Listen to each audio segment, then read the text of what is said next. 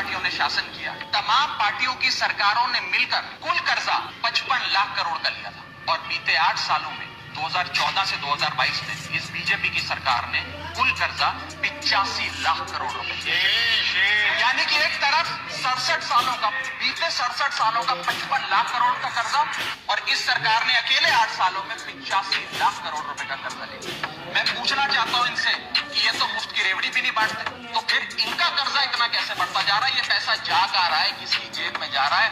दोस्तवाद की नीति के तहत कौन से इनके दोस्त हैं जिन्हें फायदा पहुंचाया जा रहा है? ये मैं पूछना चाहता हूं सर। 1947 से लेकर 2014 तक, यानी कि इन 67 सालों में केंद्र में कई पार्टियों ने शासन किया, तमाम पार्टियों की सरकारों ने मिलकर कुल कर्जा 55 लाख करोड़ का लिया था। और बीते 8 सालों में 2014 से 2022 में इस बीजेपी की सरकार ने कुल कर्जा 85 लाख करोड़ रुपए, यानी कि एक तरफ